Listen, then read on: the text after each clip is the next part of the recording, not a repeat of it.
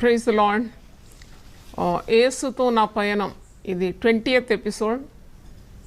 20వ episode వినడానికి వచ్చిన దేవుని బిడ్డలందరికీ కూడా ప్రభు దాసరాలుగా మీకు శుభములు తెలియజేస్తున్నాను. ఇంతవరకు కూడా ప్రభు మరి ఈ ప్రయాణంలో నడిపించినాడు. 28 సంవత్సరాలు సేవా జీవితం. నేను చెప్పాను కదా, నేను డైరీస్ మెయింటైన్ చేశానని. ఇలాంటి డైరీస్ ఈరోజు మరి స్వస్థత గురించి ఉన్న డైరీ. అంటే స్వస్థత అంటే నాకు వచ్చిన మరి ఎయిల్మెంట్స్ లేక రోగం బాధలు వచ్చినప్పుడు నేను శరీరానికి సంబంధించిన అన్ని దీంట్లో రాసి పెట్టినాను. మరి వెంటనే ఏ విధంగా దేవుడు నన్ను స్వస్థపరిచినాడు. స్వస్థత అనే డైరీ ఇది చూశారు కదా, ఇది అసలు నిండిపోయింది. మరి ఇప్పుడు నేను నేను 2 పేజీలు చదవగానే అది నాకు టైం ఓన్లీ లిమిటెడ్ కదా, 1 hour చెప్తాను అంతే కదా యూట్యూబ్లో. మరి అలాగూ చెప్పుకుంటూ వెళ్ళాలంటే ఈ 28 సంవత్సరాల పరిచర్య ఇంకొక 28 సంవత్సరాలు అయితే చెప్పడానికి, అప్పటికి ఇంకొక 28 సంవత్సరాలు ఉంటుంది చెప్పడానికి. అంటే నేను ఏమి గమనించినానంటే ప్రతిరోజు కూడా దేవుని సేవకులను దేవుడు అద్భుతంగా నడిపిస్తాడని. ఆయన పిలిచిన దేవుడు, ఆయన అడుగడుగున నడిపిస్తాడు. చాలా అద్భుతం దేవుని సేవకులను నడిపించడం, దేవుని విధానాలు. అందుకే కొన్ని సలహాలు మీకు మొట్టమొదట సేవకుల గురించి ఇవ్వాలి. అంటే how you should pray for God servants. అది నేను కొద్ది మాటలు మీతో పంచుకోవాలని నేను కోరుతున్నాను. ఎందుకంటే ఇప్పుడు నా వలే నాకు ఎలాగో అనుభవాలు ఉందో అలాగూ ప్రతి దేవుని చేత ఎంపికై దేవుని చేత అభిషేకింపబడిన ప్రతి సేవకునికి సేవకురాలకు అనుభవాలు ఉంటాయి. నేను చెప్తున్నాను, వాళ్ళు చెప్పలేదు అంతేగాని నేను చెప్పడానికి దేవుడు నన్ను పరిశుద్ధాత్మ ద్వారా ప్రేరేపించినాడు. చాలామందికి సేవకులు అంటే వారి విలువ తెలియదు, మరి సేవకులు అంటే వారు పొందే శ్రమలు వారు తెలియదు. ఎందుకంటే వారు అన్నీ చెప్పుకోలేరు. నేను ఇలా విప్పి చెప్తున్నాను, చాలా మట్టుకు చెప్పడం లేదు నేను, కానీ వీలున్నంత మట్టుకు. ఎందుకంటే ప్రజలకు తెలవాలి వారి విలువ. అలాగే సేవకుల కొరకు ప్రార్థన చేయడం, విజ్ఞాపన చేయడం చాలా ఆశీర్వాదకరమని మీకు జ్ఞాపకం చేస్తున్నాను. నేను సేవకులు అని నా నోటి నుండి వచ్చితే అది genuine servants of God with a God's calling. నేను సేవకులు అన్నప్పుడు అబద్ధ బోధకులు కానీ అబద్ధ ప్రవక్తలు కానీ డబ్బు కొరకు సేవ చేసే వారిని ఉద్దేశించి నేను ఏమి పలకను, అది నాకు అవసరం లేదు. I come from a very genuine servant of God. My father was a great servant of God. ఆయన కడుపులో పుట్టినాను, నేను మరి ఆ సేవనే చూసినాను. కాబట్టి నేను మాట్లాడేటప్పుడు మీరు అనుకోవాలి, అసలైన సిసలైన అభిషక్తులు, దేవుని సేవకులు, ప్రవక్తలు, పిలువబడిన వారు, దేవుని చేత ఎంపికైన వారు. మరి నకిలీ సేవకులు, నకిలీ బోధకుల గురించి నేను చెప్పను అని చెప్పినాను కదా. ఎందుకంటే వారితో మనకు పని లేదు, వారు దేవునికి జవాబుదారులు. మనం తీర్పరులం కాము, ఎవరికి తీర్పు తీర్చకూడదు. అయితే అంటే హౌ యూ షుడ్ డిటెక్ట్ మరి అసలైన ఒక దైవ సేవకురాలు లేక దైవజనుడు జనురాలని ఏ విధంగా నీవు మరి ఎరగాలంటే అది దేవుడే మరి ఆ విచక్షణ వివరం ఇవ్వాలి, వివేచన వరం. నేను మీకు ఒక ఉదాహరణ చెప్తాను. నేను ఒకరోజు ఒక స్టీల్ పాత్ర కొనడానికి స్టీల్ షాప్కి పోయినా. స్టీల్ షాప్ పోతే దాంట్లో అది దగదగదగ మెరుస్తున్నది. నేను అనుకున్న అస్సలైన స్టీల్ గిన్నె నాకు దొరికింది అని నేను దాన్ని చూస్తే మేడ్ ఇన్ యూఎస్ఏ అని ఉన్నది. ఓయమ్మో, యూఎస్ఏ నుండి దిగుమత్తైన స్టీల్ వెసల్ అని చాలా మురిసిపోయాను. కొనేసినాను, అడిగిన డబ్బులు ఇచ్చేసి కొనుక్కునేది కూడా మంచి బరువు ఉంది. నేను పాలు కాబెట్టచ్చు ఇంట్లో, ఏదైనా మంచిగా మరి మంచి కార్యానికి వాడుకోవచ్చు అని చాలా మురిసిపోయి దాని లిడ్ కూడా ఉంది, దాని మీద కూడా మేడ్ ఇన్ యూఎస్ఏ ఉంది. స్టీల్ డేక్ష కింద కూడా ఉంది మేడ్ ఇన్ యూఎస్ఏ. అయితే ఇంటికి వచ్చిన తర్వాత మరి నేను 2 సార్లు వాడుకున్నాను. దాని తర్వాత మొత్తం నల్లగా అయిపోయింది డేక్ష. అంటే అది నకిలీ అనమాట, అసలు ఇది కాదు. అది మేడ్ ఇన్ యూఎస్ఏ అని ఎందుకు ఉందని నేను చాలా కనుక్కున్నా. ఇతరులు మేడ్ ఇన్ యూఎస్ఏ అన్నారు. ఏంటంటే మేడ్ ఇన్ యూఎస్ఏ అంటే made in United states of America కాదు, ఉల్లాస్ నగర్ సింధీ అసోసియేషన్ అంట. చూడండి ఎంత నకిలీ, చూడండి. యూఎస్ఏ అంటే నేను యునైటెడ్ స్టేట్స్ ఆఫ్ అమెరికా అనుకొని కొన్నాను. కానీ కొన్న తర్వాత అది నల్లబడి మరకలు వచ్చినాక తెలిసింది యూఎస్ఏ అంటే ఉల్లాస్ నగర్ సింధీ అసోసియేషన్. అలా ఉంటుంది ఈ లోకంలో. అంటే అసలైన సేవకులు ఎవరు, మీ కొరకు ప్రాణం పెట్టేవాళ్ళు ఎవరు, మీ కొరకు కరిగిపోయేవారు, మీ కొరకు నలిగి మీ కొరకు విజ్ఞాపన చేసేవారు ఎవరు, మీ కొరకు అన్ని సుఖాలు వదిలిపెట్టి మరి దేవుని పిలుపుకు విధేయులై మీకు అహిర్నిశలు పరిశ్రమలు చేస్తున్నారు. అవును, ఇప్పుడు కూడా ఉన్నారు, మన మధ్యలో చాలామంది ఉన్నారు అలాగ సేవకులు. వారి కొరకు మీరు ప్రార్థన చేయాలి అని నేను మరి జెన్యూన్ సర్వెంట్స్ ఆఫ్ గాడ్ అంటే వారు దేవుని చేత ఎంపిక లేకుంటే అలాంటి పరిచయాలు చేయలేరు, అంత గొప్ప పనులు చేయలేరు. కాబట్టి అలాంటి సేవకుల పేర్లు మీ డైరీలో రాసుకొని, మీ చిన్న పుస్తకంలో రాసుకొని, మీరు అలా పేర్లు ఇప్పుడు చాలా లీడింగ్ సర్వెంట్స్ ఆఫ్ గాడ్ మరి వాళ్ళ భార్యలు కూడా సేవలు చేస్తున్నారు, వాళ్ళ పేర్లు అంటే మీరు రాసుకొని వాళ్ళ కొరకు విజ్ఞాపన చేస్తే చాలా ఆశీర్వదింపబడుతుంది. నేను అలా చేస్తాను, అసలు నేను అలా చేస్తానని వాళ్ళకు కూడా తెలియదు, కానీ నేను చేస్తాను.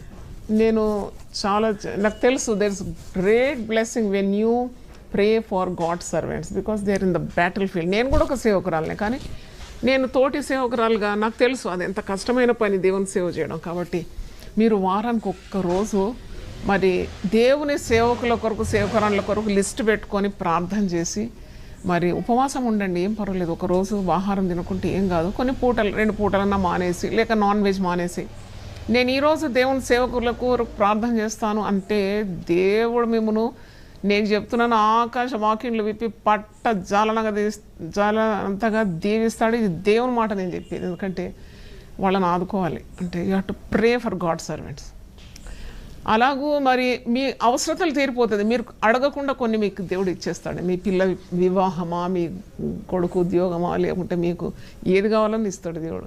మీరు కోరుకొనకు మునిపే ఇస్తాడు. ఇది ఒక గొప్ప బంగారు మాట. దేవుడు నన్ను సిద్ధపరిచి పంపించినాడు, ఇది చెప్పమన్నాడు. ఎందుకంటే మరి వారు చెల్లించిన విలువ గురించి ఒక సేవకుడు ఒక సేవకురాలు చెల్లించిన విలువ లేక పెట్టిన పెట్టుబడి గురించి మీకు ఏమి అసలు మతికి అందకుండా వారు కష్టపడుతున్నారు.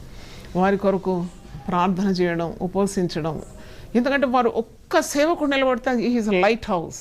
చూడండి, చీకటి ప్రపంచంలో ఒక్క సేవకుడు దేవుని వాక్యాన్ని వెదజల్లుతున్నాడంటే ఒక దీపస్తంభం అన్నమాట. ఆ దీపస్తంభము మరి అది దీపం కోల్పోకుండా అంటే మరి ఆరిపోతే ఎంత చీకటండి. కాబట్టి వాళ్ళ ఆయుస్సు కొరకు, వారి ప్రాణం కొరకు వారు చాలాసార్లు వాళ్ళ బాధలు చెప్పుకోలేరు. అలాంటి వరకు ప్రార్థన చేయాలి. అంటే నేను కూడా దాంట్లో నా కొరకు కూడా మీరు చేయాలనే చెప్తున్నాను. అయితే ఒక పోరాటం కదా, వాళ్ళు ఇప్పుడు పోరాటమే. మీకు అంతా సండే హాలిడే ఉంటుంది కదా, వాళ్ళకు ఈ Monday to Saturday plus Sunday కూడా ఉంటుంది. వాళ్ళకి సండేనే ఎక్కువ పనులు ఉంటాయి. ఆదివారం మీకు సెలవు దినం, మాకు ఎక్కువ పనులు ఉంటాయి. మాకు ప్రత్యేకంగా ప్రార్థన చేయాలని నేను మీకు తెలియజేస్తున్నాను. చూడండి, వాళ్ళ కుటుంబాలను వారు బలిపీఠం మీద పెడితేనే వాళ్ళు సేవ చేయగలరు. They have to sacrifice their pleasures, their luxuries. వాళ్ళు సుఖభోగాలన్నీ కూడా వదిలితేనే సేవ జరుగుతుంది. మీరు పొద్దున్న ప్రసంగం చేస్తున్నారు, సాయంకాలం ప్రసంగం చేస్తున్నారు. మరి మీకంత ఈజీగా రెడీమేడ్గా వాళ్ళ వర్తమానాలు మీరు వింటున్నారు, కానీ it's a tough job. That's why you have to pray. వాళ్ళు అంతం వరకు పడకుండా నిలబెట్టాలి ప్రార్థనల ద్వారా మీరు అని తెలియజేస్తున్నాను. అంటే వాళ్ళ శరీరము, ప్రాణము, ఆత్మ అంతా నలిగిపోతుంది సేవలో. సింపుల్, మీకు ఎగ్జాంపుల్ ఎన్నోసార్లు చెప్పాను. కొవ్వెత్తి వెలిగిస్తుంది అంటే కరగాలి, అంటే ఒక ప్రక్రియ జరుగుతుంది అక్కడ. వెలుగుతుంది, కరుగుతుంది, వెలుగుతుంది, కరుగుతుంది. కాబట్టి దైవ సేవకులను అంతా మీరు మరి చౌకగా తీసుకోకండి. వాళ్ళ గురించి ప్రార్థన చేయాలని మరి నేను మిమ్మల్ని విజ్ఞాపన చేస్తున్నాను. మంటి ఘటములో ఈ మహిమైశ్వర్యం. మీకు ఆశ్చర్యం అవుతుంది కదా వాళ్ళు ఏ విధంగా దేవుని వాక్యం. నేను చిన్నప్పుడు ఒక 14-15 సంవత్సరాలు వయసు ఉన్నప్పుడు నేను నాన్నగారు కట్టిన ఆలయంలో కూర్చొని ఆలోచించేది. మా నాన్నగారు వాక్యం ఇస్తుంటే ఏంటమ్మా ఇన్ని మాటలు ఎక్కడ నుండి వస్తాయి, ఇన్ని మాటలు ఊటలాగా ఎలాగ బయటకు వస్తుంది ప్రసంగం, ఇంత థంపింగ్ మెసేజ్ నాన్నగారు ఇస్తుంటే ఆశ్చర్యం నాకు చిన్న బిడ్డగా. అయ్యో ఇలాగైతే నేను మాట్లాడలేనేమో అనుకునేదాన్ని. అంటే అప్పుడు చిన్నతనంలో what is this, but that is the power of God. అది 2 కొరింథీ 4వ అధ్యాయంలో చాలా స్పష్టంగా పౌలు భక్తుడు అంటాడు, ఇది మామూలమైనది కాదు, ఇది మా వలన కలిగింది కాదు ఈ శక్తి, ఇది దేవుని వలన కలిగింది, ఇది పరిశుద్ధాత్మ శక్తి అని అంటున్నాడు. చూడండి 2 కొరింథీ 4వ అధ్యాయం 7వ వచనం. అయినను ఈ బలాధిక్యము మామూలమైనది కాదు, దేవుని ఉండున్నట్లు మంటి ఘటములలో ఈ ఐశ్వర్యము మాకు కలదు. ఎటు పోయినను, శ్రమపడుచున్నను, ఇరికింపబడిన వారము కాము, అపాయంలో ఉన్నను, కేవలం ఉపాయం లేని వారము కాము, తరమబడుచున్నను, దిక్కులేని వారము కాము, పడద్రోయబడినను, నశించు వారము కాము. అంటే ఇవన్నీ శ్రమలు అనుభవిస్తారు అన్నమాట. అడుగడుగున శ్రమలు ఉంటుంది. యేసు యొక్క జీవము మా శరీరమందు ప్రత్యక్షపరచబడటకై యేసు యొక్క మరణానుభవమును మా శరీరమందు ఎల్లప్పుడూ వహించుకొని పోచున్నాము. సిలువ అన్నమాట. ఏలైనగా యేసు యొక్క జీవం కూడా మా మర్త్య శరీరమునందు ప్రత్యక్షపరచబడినట్లు సజీవులమైన మేము ఎల్లప్పుడూ యేసు నిమిత్తం మరణమునకు అప్పగింపబడుచున్నాం. కావున మాలో మరణమును మీలో జీవమును కార్యసాధకమవుతున్నది. మీకు జీవాన్ని ఇస్తూ వాళ్ళు చనిపోతూ ఉన్నారు. దినదినం వాళ్ళ శరీరం క్షయించిపోతూ ఉన్నది. అవును, మరి you have to intercede for God servants, genuine God servants. They need the prayers of the people. మరి ఇది చాలా మీరు గమనించండి. వాళ్ళని ఎప్పుడు కూడా మీరు విమర్శించకండి, దయచేసి ప్రార్థన చేయండి. వాళ్ళ తప్పులు పట్టడానికే మరి సిద్ధంగా ఉన్నట్టుంటే అది మీకు కీడుగా మారుతుందని తెలియజేస్తున్నాను. తర్వాత అబద్ధ ప్రవక్తలను, అబద్ధ బోధకులను, నకిలీ సేవకులను మీరు ఎదుర్కోండి. దాంట్లో తప్పేం లేదు. మీకేం శిక్ష రాదు, శాపం రాదు. ఎందుకంటే నకిలీ పనులు చేసేవాళ్ళను, అది వాళ్ళు నిజమైన దైవ సేవకులు ఎప్పుడు కూడా అట్లా చేయరని కూడా మీకు తెలియజేస్తున్నాను. The best thing that you can express your love towards a God servant is just pray, fast for them and pray. దైవ సేవకుడు, దైవజనుడు చాలామంది ఫ్యాన్స్ ఉంటారు. ఎందుకంటే వాక్యం చెప్పే వాళ్ళకి ఫాలోయింగ్ ఉంటుంది, తప్పకుండా ఫ్యాన్స్ ఉంటారండి. ఎందుకంటే దేవుని వాక్యం వింటుంటే వాళ్ళకు అమ్మా ఎంతో సంతోషం. ఎందుకంటే కాపరి పచ్చి మేతేస్తుంటే గొర్రెలు ఎలా ఎంత ఆనందించి తింటుంటాయి. అప్పుడు కాపరికి ఆ గొర్రెలకు ఒక బంధం అంటూ ఉంటుంది, తప్పకుండా బాండ్ అనమాట. అయితే మరి అలాగూ కాపరి పట్ల ప్రేమ, సేవకుల పట్ల ప్రేమ ఉంటే ఏం చేయాలి? What can you do in return? Of course you can help them in every way and also you can pray for them, intercede for them, for there safety. వాళ్ళు బయటికి వెళ్ళినప్పుడు వాళ్ళ కాపుదల, వాళ్ళకున్న ఇబ్బందులు తొలగిపోవాలని, వాళ్ళ శరీరానికి కావాల్సిన ఆరోగ్య బలములు కావాలని, వారికి నిండైన ఆత్మాభిషేకం కావాలని ప్రార్థన చేస్తే మీ అవసరాలు అన్నీ తీరిపోతుంది. బికాజ్ డబుల్ బ్లెస్సింగ్ మీ తప్పకుండా ప్రార్థన చేసే వాళ్ళకి. యోబు తన స్నేహితుల నిమిత్తం ప్రార్థన చేస్తేనే డబుల్ బ్లెస్సింగ్. అయితే నువ్వు అనాయింటెడ్ పీపుల్ ఆఫ్ గాడ్, అభిషక్తుల కొరకు ప్రార్థన చేస్తే నేను అనుకుంటా 7 రెట్లైన ఆశీర్వాదాలు వస్తుంది. యోబు ఉట్టి స్నేహితుల కొరకు చేస్తేనే 2 అంతలు వచ్చింది మేలు. యోబు 42:10 ఉంది. మరి మీరు అభిషక్తుల కొరకు ఒక పూట ఆహారం మాని, లేక ఆహారం తినక ముందు ప్రార్థన చేయడం, లేకుంటే ఒక రోజంతా ఉపవాసం ఉండి వారి కొరకు విజ్ఞాపన చేయడం, సుఖభోజనానికి దూరంగా ఉండి వారి కొరకు పేర్లు పెట్టి అంటే మరి ప్రార్థన చేయడం అంటే వారికి వచ్చే ఫలంలో మీకు కూడా భాగం ఉంటుంది, పాలిభాగస్తులు. అందుకే పరిశుద్ధ గ్రంథంలో యుద్ధమున పోవానికి ఎంత భాగమో యుద్ధ సామాగ్రి దగ్గర మరి కాపాడేవానికి కూడా అంత భాగం ఉందని వాక్యంలో ఉన్నది. దేవునికి స్తోత్రం. కనుక మరి ఏదైనా వారి గురించి మీరు ఏదైనా లేని వార్తలు వింటే దాన్ని ఎక్కువగా చేసి లోకమంతా చెప్పుకుంటే చాలా శిక్షార్హం. ఇది ఎప్పుడు చేయొద్దు ఆ పని. ఎందుకంటే ప్రతి సేవకుడు, ప్రతి దైవజనుడు కూడా మానవుడు. చెక్కిన విగ్రహం కాదు, పోత విగ్రహం కాదు, మీద నుండి బూడిపడలేదు. మానవులు, రక్త మాంసంలో ఉంటాయి. వాళ్ళకు కూడా తప్పు చేయొచ్చు. కానీ ఆ తప్పును మీరు విప్పి లోకమంతా ప్రకటిస్తే you will have the share of punishment. Never do that. ఒక సేవకుని గురించి, వారి ఇంటి గురించి నీకు ఏదైనా తెలిస్తే దాన్ని కప్పిపెట్టడానికి ప్రయత్నించి కొద్దిగా ఉపవాసం ఉండి ప్రార్థన చేస్తే తప్పకుండా, I don't know how to express, but you will be blessed beyond measure. కొలత లేకుండా దేవుడు నిన్ను ఆశీర్వదిస్తాడు. దేవునికి స్తోత్రం. అది నా అనుభవం అని కూడా మీకు తెలియజేస్తున్నాను. హెబ్రీ పత్రికలో ఒక 2 మాటలు మీకు జ్ఞాపకం చేస్తాను నా అనుభవంలోకి వెళ్ళకముందు. హెబ్రీ పత్రిక 13వ అధ్యాయంలో how you should honour God servants, 13వ అధ్యాయము 17 చూడండి. మీ పైన నాయకులుగా ఉన్నవారు లెక్క ఒప్ప చెప్పవలసిన వారుగా మీ ఆత్మలను కాయిచున్నారు. వారు దుఃఖంతో ఆ పని చేసినట్లా మీకు నిష్ప్రయోజనం గనక దుఃఖంతో కాక ఆనందంతో చేయనట్లు వారి మాట విని వారికి లోబడి ఉండడి. Respect them, obey them, pray for them, love them. మరి వాళ్ళు చెప్పిన మాట కూడా వెంటనే వినాలి. That gives them lot of satisfaction. చూడండి, ఎప్పుడైనా మీ పైన నాయకులుగా, కాపర్లుగా, మరి అభిషేకింపబడిన వారుగా ఉన్నప్పుడు వారు చెప్పిన మాట వెంటనే వింటే వారు ఆశీర్వదిస్తారు. అది చెప్పలేం. అది తరతరానికి దీవెనగా మారిపోతుంది, తరతరానికి దీవెన అవుతుంది. గాడ్ బ్లెస్ యూ అని ఒక దైవజనుడు అంటే అది ఉట్టి మాట కాదు, దేవుడు వెంటనే స్టాంప్ వేస్తాడు, వెంటనే ముద్ర పడుతుంది దాన్ని. కానీ వాళ్ళ నోటి నుండి హృదయాంతరంగం నుండి దేవుడు నేను ఆశీర్వదించిన బిడ్డ అంటే అయిపోయింది అనుకోని పని. You will be blessed for generations. అదే సమయంలో వాళ్ళ నొప్పితో బాధపెట్టి వాళ్ళ కంటి నుండి ఒక్క చుక్క కన్నీరు కారిందా నీ మూలాన, అంతే నీ పని అయిపోయింది. ఎందుకంటే నువ్వు ఎంతో క్షమాపణ అడగాల్సి వస్తుంది దేవుణ్ణి. ఎందుకంటే అది తీరని శిక్ష కూడా మరి రావడం నేను చూసినాను కదా. I'm a witness for all those things.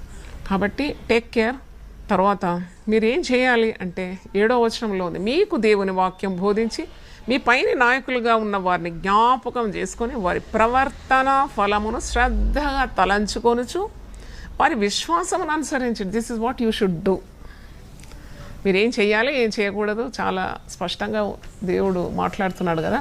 మీరు ఏం చేయాలి, ఏం చేయకూడదు 13వ అధ్యాయము 17లో ఉంది, 13:7లో ఉంది. మీకు దేవుని వాక్యం బోధించి మీ పైన నాయకులుగా ఉన్న వారిని జ్ఞాపకం చేసుకోండి. నీతిమంతులను జ్ఞాపకం చేసుకోవడం ఆశీర్వాదకరం. నేను ఎప్పుడు జ్ఞాపకం చేసుకుంటాను, బిల్లీ గ్రామ్ గారిని జ్ఞాపకం చేసుకుంటాను, భగత్ సింగ్ గారిని జ్ఞాపకం చేసుకుంటాను, మా డాడీని జ్ఞాపకం చేసుకుంటాను.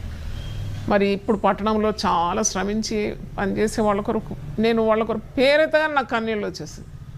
అవి వాళ్ళు కొరకు నేను చేసేటప్పుడు నాకు ఎక్కడలేని దుఃఖం వస్తుంది. ఎందుకంటే వాళ్ళ పిల్లలను మరి పక్కన పెట్టి, ఇంటిని పక్కన పెట్టి సుఖం ఎరగకుండా అహోరాత్రులు కష్టపడుతున్నారు. ఎందుకంటే వాళ్ళని దేవుడు అలా మరి బహుతరములకు సంతోషకరంగా మరి వచ్చే జనాంగానికి వారిని శాశ్వతమైన ఒక శోభాతిశయంగా చేస్తున్నాడు అన్నమాట. కనుక ఇప్పుడు నా గురించి మీరు ప్రార్థన చేసినప్పుడు మీరు ఏడవాలి, తప్పకుండా కన్నీళ్ళు రావాలి. ఎందుకంటే ఇది కష్టమైన పని కదా. ఇది ఒక స్త్రీగా నిలబడి ఇన్ని సంవత్సరాలు అంటే నేను ఇప్పుడు వివరిస్తున్నాను కదా, మరి అందరూ వివరిస్తే ఇంకా మీకు అర్థమవుతుంది సేవకుల గురించి. లేకుంటే మీకు ఎప్పుడు అర్థం కాదు. అందుకేనేమో దేవుడు నాతో ఈ సేవకుల కష్టాలన్నీ చెప్పడానికి నిలబెట్టినాడేమో. అనుభవాలు ప్రతి సేవకుడు చెప్తే బాగుంటుంది. ఎందుకంటే they will realise the value of a God servant, how much they have gone through. మీరు ఇప్పుడు చూసే పటాలు కాదు, వాళ్ళ వెనుక చాలా కష్టాలు ఉంటాయి. You would respect them, honour them, love them, pray for them. Don't speak ill of any God servant, genuine God servant నేను చెప్పేది. అయితే మీరు అలా వాళ్ళ కొరకు ప్రార్థన చేయాలి, వాళ్ళని ప్రేమించాలి చాలు. తర్వాత ఎందుకంటే వాళ్ళ జీవితం మొత్తం మీ కొరకే కదా, ధారపోస్తున్నారు. పౌలు భక్తుడు చూడండి, పానార్పణంగా నా ప్రాణం నేను ధారపోస్తున్నాను అంటున్నాడు. శిరచ్ఛేదనం జరిగింది. పౌలు 14 లేఖనాలు రాసి అంత శ్రమపడినాడు, సంఘాలు స్థాపించినాడు. ఏమొచ్చింది ఆఖరికి అంటే ఆయన శిరచ్ఛేదనం. చూడండి, హతసాక్షులుగా మారిపోతున్నారు సేవకులు. ఇప్పుడు కూడా ఎంతోమంది నార్త్ ఇండియాలో అంతా చాలా శ్రమలు అనుభవిస్తున్నారు. చాలా కష్టం సేవ చేయడం అంటే, హతసాక్షి అయిపోతున్నారు. నేను ఈ వారం కూడా చూసినాను వాట్సాప్లో, బైబిల్ తీసుకొని హౌస్ విజిటింగ్కి వెళ్ళి దేవుని వాక్యం బోధించడానికి వెళ్తున్నాడు. అక్కడ విశ్వాసులందరూ కొడుకుని అద్భుతంగా సంతోషిస్తున్నారు. దేవుని వాక్యంలో ఒకరు వచ్చి గన్ పెట్టి కొట్టి చంపేసినారు పాస్టర్ను. అది ఎంత ఖరీదండి, ప్రాణము పెట్టినాడు అన్నమాట, తన గొర్రెల కొరకు ప్రాణం పెట్టినాడు. ఇలాంటి వారిని మీరు మర్చిపోకుండా వారి పేర్లు మీరు మీ డైరీలో రాసుకోండి, మీ యొక్క పుస్తకంలో రాసుకొని వాళ్ళ కొరకు కొద్దిసేపు ప్రార్థన చేయండి. నాకు అనిపిస్తుంది ఇప్పుడు మరి యూట్యూబ్ ఫాలోవర్స్ అందరు కలిసి వాళ్ళు వింటున్న నాయకుల కొరకు, వారి కుటుంబాల కొరకు, వారు చేసే కష్టం కొరకు ప్రార్థన చేస్తే దేవుని ఆశీర్వాదాలు ప్రతి కుటుంబం మీదకి వచ్చేస్తుందని నేనైతే చెప్పగలను. దేవుని స్తోత్రం. కనుక మరి నేను ఇప్పుడు నా యేసుతో నా పయనం అనే కార్యానికి నేను వెళ్తున్నాను. దేవునికి స్తోత్రం. ఈ యొక్క హెచ్చరికలు దయచేసి మీరు follow please, because I was inspired to tell this. నేను ప్రేరేపింపబడినాను అది చెప్పడానికి. కనుక మీరు అది తప్పకుండా బాధ్యత వహించి సేవకుల కొరకు, సేవకురాళ్ళ కొరకు వారి ధైర్యంతో సేవ చేస్తున్నారు. వాళ్ళది కూడా మట్టి శరీరం. ఇంతకుముందు చదివి పావులు అంటున్నాడు కదా, ఈ మంటి ఘటంలో వాళ్ళకు నొప్పులు, బాధలు, ఇబ్బందులు, రోగాలు, భయము, ఆందోళన అన్నీ ఉంటాయి. మంటి ఘటంలోనే మహిమైశ్వర్యం అన్నమాట, పరిశుద్ధాత్మతో. అందుకని మామూలమైనది కాదు ఈ బలాధిక్యము. ఈ బలము మాది కాదు, ఇది దేవుడిచ్చినాడు. మామూలంగా రాలేదు ఇది. We're filled with the power of God and we're doing things which is beyond our capacity. మా శక్తికి మించిన ప్రయాణం చేస్తాం. So we seek your prayers. God bless you. అయితే ఇక్కడ ఇది 20వ ఎపిసోడ్ అండి. మరి దేవుడు మాట్లాడే మాటలు నేను మాట్లాడబోతున్నాను. నాకు మరి సేవా పరిచయంలో దేవుడు నేర్పించిన పాఠం ఏంటంటే, సేవ బలమైన సేవ జరగాలి అంటే దేవుని కొరకు మనం పెట్టుబడి చేయాలి. మన శ్రమను పెట్టుబడిగా చేయాలంటే చాలా విశ్వాసం కావాలి. ఎందుకు అన్నప్పుడు విశ్వాసం చాలా కావాలి. ఇప్పుడు నా విషయంలో వచ్చినప్పుడు I needed lot of faith అనమాట ఇన్ గాడ్. అంటే అపోజిషన్ ఉంది, మరి శ్రమలు ఉన్నాయి, శరీరమైన ఇబ్బందులు. నేను చెప్పాను కదా, ఈ మొత్తము దేవుడు నాకు ఇచ్చిన స్వస్థతల గురించి రాసినాను. Almost it is full diary చూడండి. అయితే ఇలాగో how I conquered the difficulties only because of faith and the love for God.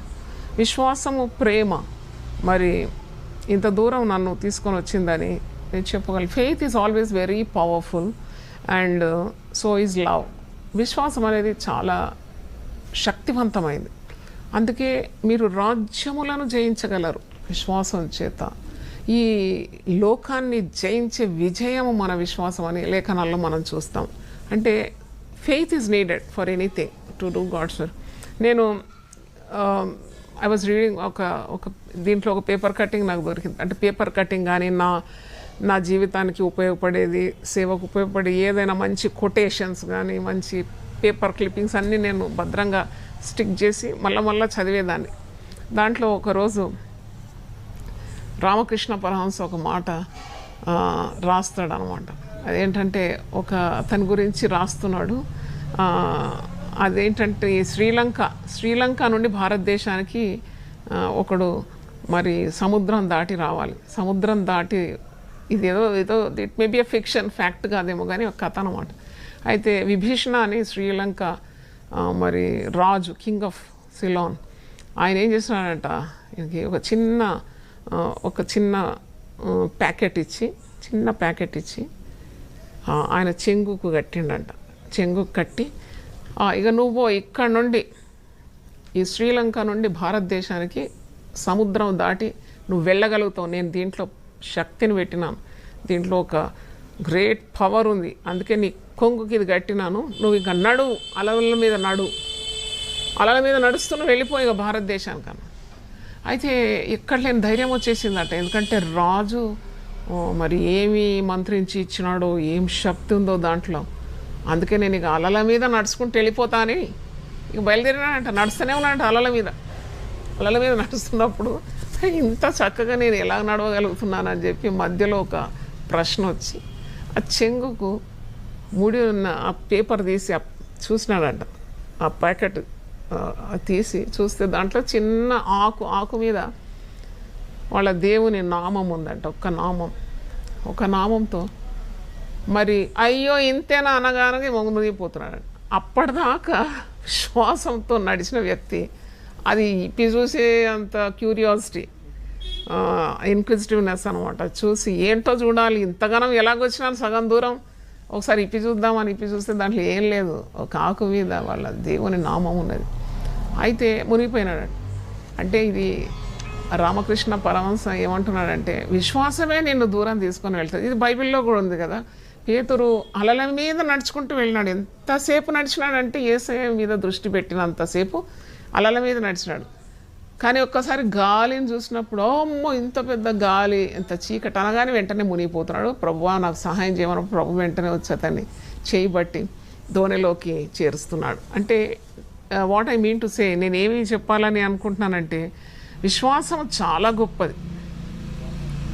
అంటే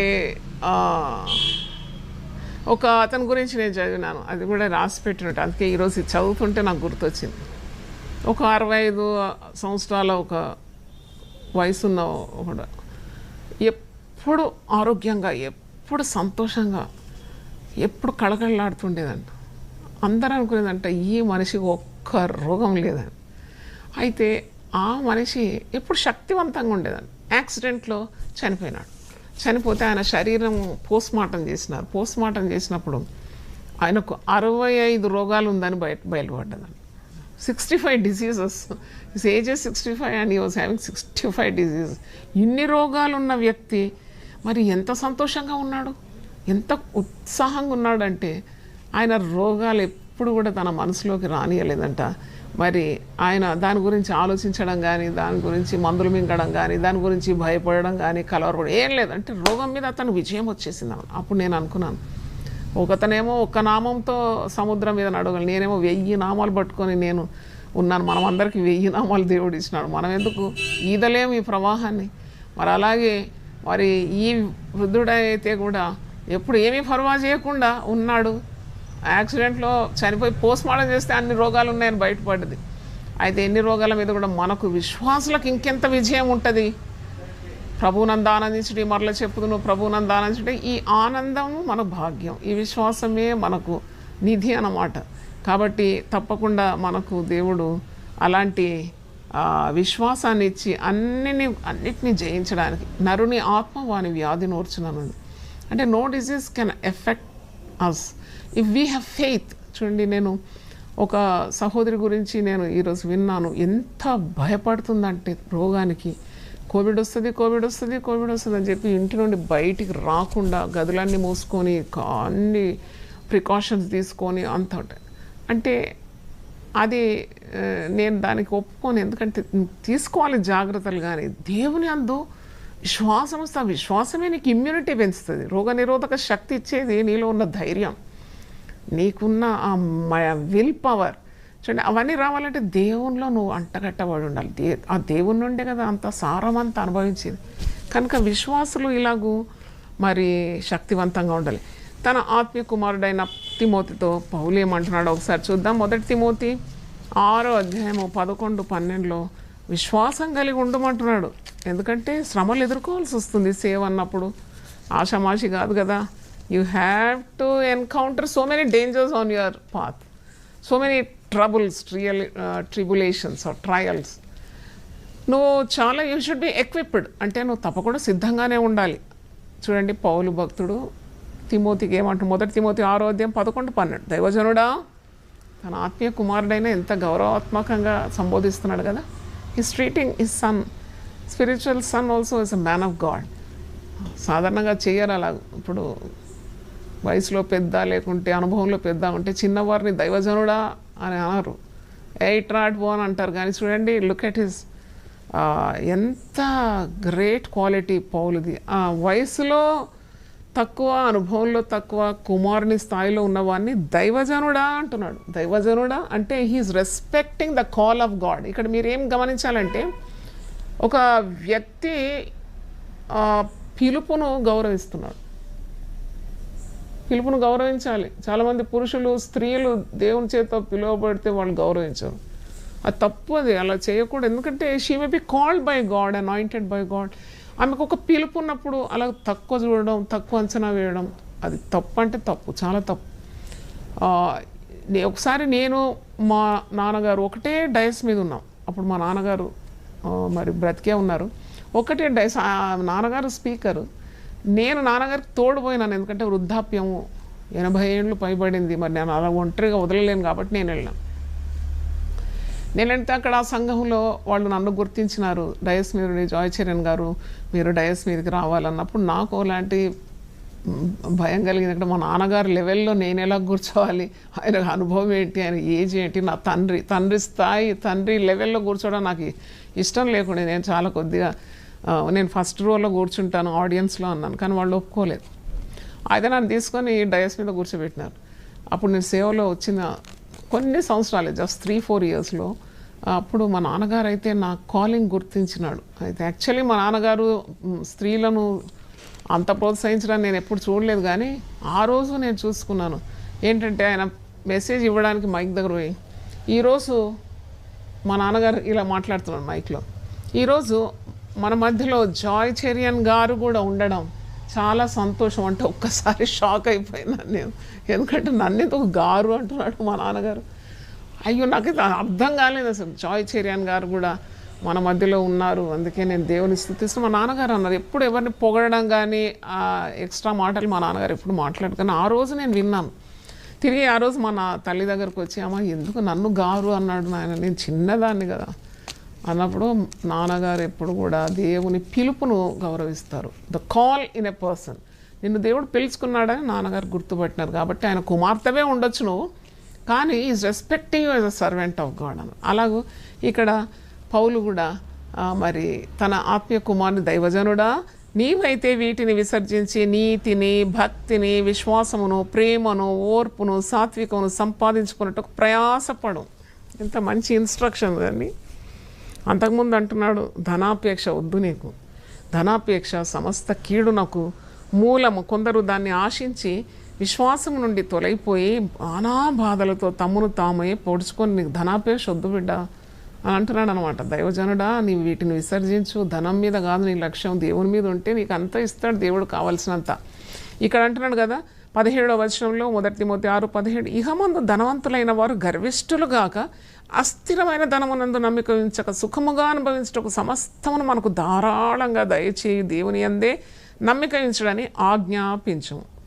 వారు వాస్తవమైన జీవమును సంపాదించుకునే నిమిత్తం రాబో కాలమునకు మంచి పునాది తమ కొరకు వేసుకొని మేలు చేయవారును, సత్క్రియలను, ధనము గలవారును, ఔదార్యము గలవారును, తమ ధనములో ఇతరులకు పాలిచ్చు వారిని ఉండవల్లని వారికి ఆజ్ఞాపించు.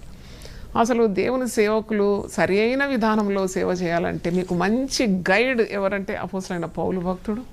మరి తిమోతికి తన ఆత్మీయ కుమారుడైన తిమోతికి ఇచ్చిన తర్బీదు చదివితే చాలండి, ఇంకా ఏముంది. You will know how to be a true servant of God.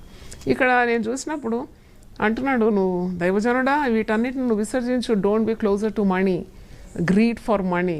ధనం కాదు ముఖ్యం, నువ్వు ఆత్మల సంపాదనలో ఉండాలి. నీవైతే వీటన్నిటిని ధనాశ, సుఖభోగాలు ఇవన్నీ విసర్జించి నీతి, భక్తి, విశ్వాసము, ప్రేమ, ఓర్పు, సాత్వికము ఇవన్నీ సంపాదించుకుంటకు నువ్వు ప్రయాసపడాలి. What a good teaching. విశ్వాస సంబంధమైన మంచి పోరాడము, నిత్య జీవమును చేపట్టము. దాని పొందుటకు నీవు పిలువబడి అనేక సాక్షులు ఎదుట మంచి ఒప్పుకుంటివి. ఆ తర్వాత అంటున్నాడు 20వ వచనం, ఓ తిమోతి అని పిలుస్తున్నాడు. అక్కడేమో దైవజనుడు అని పిలుస్తున్నాడు. ఓ తిమోతి నీకు అప్పగింపబడదాన్ని కాపాడి అపవిత్రమైన వట్టి మాటలకును జ్ఞానమని అబద్ధముగా చెప్పబడిన విపరీత వాదములకు దూరంగా ఉండు. Be away from all arguments. తర్వాత ఆ విషయంలో ప్రవీణులమని కొందరు అనుకుని విశ్వాస విషయం తప్పిపోయారు. కృప మీకు తోడై ఉండును కాక. అంటే faith is very powerful and so is love powerful. It should be adorning a servant of God. అంటే ఏదైనా కానీ మరి విశ్వాసం అంటే without faith prayer is sin అంట. విశ్వాసము లేని ప్రార్థన ఒక పాపం అంటుండ ఒక దైవజనుడు. నేను చదివినాను, without faith prayer will become a sin. నువ్వు ప్రార్థన చేస్తున్నావు, చాలా అల్లరి చేసినావు, చాలా గొప్పగా కేకలు వేస్తే సరిపోదు. అది నువ్వు మౌనంగా చేసిన ప్రార్థనలో విశ్వాసం మిళితమై ఉంటే అది శక్తిగల ప్రార్థన అన్నమాట. ఎందుకంటే విశ్వాసం అనేది లేకుంటే దేవునికి ఇష్టలే ఉండటం అసాధ్యమని హెబ్రీ 11:6 ఉంది. సో ఇన్ మై సేవా జీవితంలో నేను విశ్వాసం నాకు కావాలని, ఎక్కువ పాళ్లలో కావాలని కోరుకున్నాను. ఎందుకంటే నాకు తెలుసు దేవుడు పంచి ఇస్తాడు విశ్వాసం ఒక్కొక్కరికి ఒక పరిమాణం. బట్ నేను 9 వరాల్లో కూడా మరి విశ్వాసం కోరుకున్నాను. నాకు విశ్వాసం కావాలి ఎక్కువ because I had to confront with many problems because of as a woman and that a mother, a wife, మరి ఒక బ్యాంక్లో ఒక మరి ఎంప్లాయీ, ఇలాంటి అనేక రోల్ ప్లేలో I needed much faith to confront the battles. అంటే యుద్ధ భూమిలో ఉన్నట్టే ఉండేది. పోరాటం అంటాడు కదా, ఇది ఒక పోరాటమే ఉండింది. అప్పుడంతా కూడా విశ్వాసము నాకు కావలసి వచ్చింది. ఇప్పుడు హిజ్కియా రాజు అంటాడు కదా, యెషయా 38 మీరు ఒకసారి తీస్తే ఒక పాట పాడతాడు హిజ్కియా రాజు. అంటే దేవుని శక్తి గురించి, దేవుడు చేసే స్వస్థత కార్యాల గురించి మంచి పాట. అంటే మరణం నుండి విడిపింపబడినాడు కదా, సజీవ లెక్కలో దేవుడు అతన్ని చూసుకున్నాడు, అతని రోగము నివారణ చేసి అతనికి ఆయుస్సు ఇచ్చి స్వస్థతనిచ్చినాడు. కాబట్టి కృతజ్ఞతతో హిజ్కియా పాడిన పాట యెషయా 38లో మీరు చూస్తారు. అయితే అంటున్నాడు 14వ వచనం చదువుతాను, మీరు అది చదవండి, చాలా బాగుంటుంది ఈ గీతం regarding his healing, how he got the healing. నేనేమో పుస్తకంలో అన్నీ నా హీలింగ్ అన్నీ రాసినట్టు పెట్టినాను, ఇది చాలా చాలా ఉంది దీంట్లో. అయితే హిజ్కియా రాజు ఏమో గీతం రాస్తాడు, పాట చాలా బాగుంది. 14వ వచనం చూడండి, ఐషియా 38:14 వర్స్ అంటాడు, మంగళ కత్తి పిట్టవలెను ఒదే కొరుకు వలెను నేను కిచకిచలాడి తిని గువ్వవలె మూల్గి తిని ఉన్నత స్థలము తట్టు చూచి చూచి నా కన్నులు క్షీణించాను, నాకు శ్రమ కలిగిన యెహోవా నా కొరకు పూటబడి ఉండుము. ఈ మాట నాకు చాలా నచ్చింది. యెహోవా నా కొరకు నువ్వు పూటబడి ఉండు, be a guarantee to me, be an insurance to me. నా లైఫ్ ఇన్సూరెన్స్ నీవే. లైఫ్ ఇన్సూరెన్స్ పాలసీ అంటాం, నెల నెలకి ఇంత కడతాం, దాంట్లో మనకేం ఒరగదు, మనం పోయినాక మన తర్వాత వాళ్ళు తీసుకుంటారు అంతే. కానీ ఇక్కడ దేవుడు మన కొరకు పూటబడి ఉంటాడంట, ఈజ్ అ గ్యారంటార్. అవును, సిలువలో రక్షణ మాత్రమే కాదు కదా, స్వస్థత కూడా ఉన్నది, సమృద్ధి జీవం ఉన్నది. అయితే ఈ రాజు ఇలాగ అంటున్నాడు, నాకు శ్రమ కలిగాను, యెహోవా నా కొరకు పూటబడి ఉండును, నేనేమందును ఆయన నాకు మాట ఇచ్చాను, ఆయన నెరవేర్చాను, నాకు కలిగిన వ్యాకులమును బట్టి నా సంవత్సరములన్నీ నేను మెల్లగా నడుచుకుందును. ప్రభువా, వీటి వలన మనుషులు జీవించుదురు, వీటి వలనే నా ఆత్మ జీవించున్నది. నీవు నన్ను బాగు చేయదు, నన్ను జీవింపచేయదు, మిక్కుటమైన ఆయాసము నాకు నెమ్మది కలుటకు కారణమాయను. నీ ప్రేమ చేత నా ప్రాణమును నాశనమను గోతి నుండి విడిపించితివి, నీ వీపు వెనకతట్టు నా పాపములన్నీ నీవు పారవేస్తివి. పాతాళమున నీకు స్తుతి కలగదు, మృతి నీకు కృతజ్ఞతాస్తుతి చెల్లింపదు. సమాధిలోనికి దిగువారు నీ సత్యమును ఆశ్రయించరు. సజీవులే కదా నిన్ను స్తుతించుదురు. ఈ దినమున నేను సజీవుడనై నిన్ను స్తుతించున్నాను. అసలు ఇదే నా సాక్ష్యం. ఎందుకంటే ఈ దినము నేను సజీవురాలుగా ఉన్నాను అని అంటే మరి లెక్కలేనన్ని ఇబ్బందులు ఎదుర్కొని నా తల మీదకి వెళ్ళి మరి ఎగిరిపోయినాయి, పక్షులు ఎగిరిపోయినట్లు. అంటే నన్ను మరణానికి అప్పగించకుండా దేవుడు కనికరించి సజీవ లెక్కలో ఉంచినాడు. సజీవురాలై ఈరోజు దేవుడు నా పట్ల చేసిన కార్యాలన్నీ వివరించడానికి నాకు ఒక తరుణం ఇచ్చినందుకు దేవునికి వందనాలు చెల్లిస్తున్నాను. దేవునికి స్తోత్రం. మరి నన్ను చాలా బలపరిచిన ఒక మాట ఉంది, యెషయా 33:24 వచనంలో. నాకు బాగలేదు అని చెప్తే ఒకసారి దేవుడు నన్ను గద్దించి ఈ మాట అన్నాడు, యెషయా 33:20, నాకు దేహంలో బాగులేదని అందులో నివసించువాడు ఎవడును అన్నాడు, దానిలో నివసించే జనుల దోషం పరిహరింపబడును. అంటే సియోనులో నివసించువారు నాకు దేహంలో బాగులేదని ఎందుకు అనాలి? దేవుడే తోడుంటే, దేవుడున్న చోట రోగం ఎట్లుంటుంది? రోగం వచ్చినా ఆయన స్వస్థపరుస్తాడు కదా. అంటే అలాగూ నేను విశ్వాసాన్ని మరి నిత్యము I use to renew my faith in God's healing attribute, healing virtue. అయితే మరి నేనేం గమనిస్తున్నానంటే, ప్రతిసారి ఇబ్బంది కలిగినప్పుడు, ప్రతిసారి రోగం వచ్చినప్పుడు, జబ్బు వచ్చినప్పుడు, ఇక జబ్బుల గురించి చెప్పాలంటే 1 గంట సరిపోదండి, వస్తూనే ఉంటాయి ఏదో ఒకటి. ఎందుకంటే ముఖ్యంగా నాకు ఆహారం సరిగా తీసుకోవడానికి సమయం లేకపోయేది. ఆహారం తీసుకోవడము, సమయం లేకపోవడము ద్వారా నాకు చాలా మరి శరీరం చాలా దెబ్బతిన్నది. తర్వాత అలాగూ మరి నిద్ర లేదు, ఎందుకంటే చాలా శ్రమ పడినందుకు విశ్రాంతి లేక అట్లా కొన్ని. మళ్ళీ టెన్షన్స్ ఉండేది, ఎందుకంటే సేవ జరగాలి, కుటుంబం జరగాలి, బ్యాంకులో పనులు జరగాలంటే నా మైండ్కు విశ్రాంతి లేకుండా. అలాగూ నేను సేవలో చితికిపోయినానని చెప్పొచ్చు. ఎందుకంటే మానసికంగా శారీరకంగా మరి ఆత్మ మాత్రం స్ట్రాంగ్గా ఎప్పుడు దేవుడు మాట్లాడేది, తన మాటలతో నింపేది నన్ను. అది ఒక టైర్లో ఏ విధంగా గాలి నింపబడ్డది అలాగే ఆత్మ పూర్ణురాలై ఉండేదాన్ని. కాబట్టి అన్నిటి మీద విజయం దేవుడు వెంటనే నాకు అనుగ్రహించినాడు. తర్వాత ఈ చాలా పాఠాలు నేర్పించినాడు, 1 కాదు 2 కాదు. యెషయా 48:10 ఒక మాట ఉంది కదా, ఇలాగూ మన శరీరానికి కొన్ని రుగ్మతలు వచ్చినప్పుడు, కొన్ని ఆటంకాలు అడ్డులు వచ్చినప్పుడు చాలా పాఠాలు మనం నేర్చుకుంటాం. ఇంతకుముందు కూడా చెప్పినాను, శ్రమల బడిలోనే దేవుని సేవకులు తయారవుతారు. శ్రమ లేని సేవకులు లేడు. శ్రమ ఉంటుంది సేవకునికి, ఎందుకంటే ప్రతిరోజు ప్రతినిత్యము దేవుడు శుద్ధి చేస్తూ ఉంటాడు, శుభ్రపరుస్తూ ఉంటాడు. ఒక గిన్నె మరి వాడుకునే గిన్నె మనం అన్నం వండాలి లేకపోతే పాలు కాబెట్టాలంటే రప్ప రాసి కడుగుతాం కదా. దానికి ఒకవేళ దానికి రక్తనరాలు మాంసం ఉంటే దానికి ఎంత నొప్పి లేస్తుంది, మీరు బట్టి గీకి కడుగుతుంటారు. అలాగే భక్తులను కూడా దేవుడు తోముతుంటాడు అన్నమాట. తోమి వాడతాడు. ఈరోజు వాడబడాలంటే తప్పకుండా ఈరోజు తోమబడాలి. చూడండి, అప్పుడు నొప్పి కాదా, మాకు బాధ కలుగుతుంది కదా. అంటే మాలో ఏ అశుద్ధి కూడా ఉండకుండా యజమానుని చేతిలో ఒక అర్హమైన పాత్రగా ఉండాలని దేవుని చిత్తం అన్నమాట. మీరు పరిశుద్ధులాగా ఉండటకే మీరు పిలువబడతారు. ఇదే నా చిత్తం అంటాడు కదా తెస్సలోని పత్రికలో. That is the will of God that every servant of God should be pure, impeccable, holy. లేకుంటే వారు మరి అది ఒక మరి దే విల్ ఫాల్ డౌన్ కదా, పడిపోతారు, తొట్టిల్లిపోతారు. వారు శుద్ధిగా లేకుండా వారు దేవుని వాక్యాలు ఇస్తే అది తెలిసిపోతుంది. జనంలో కూడా అభిషేకం ఉంటుంది. Even the audience there is anointing what I feel, because వాళ్ళకి వెంటనే తెలిసిపోతుంది వీళ్ళు సరిగా లేరని.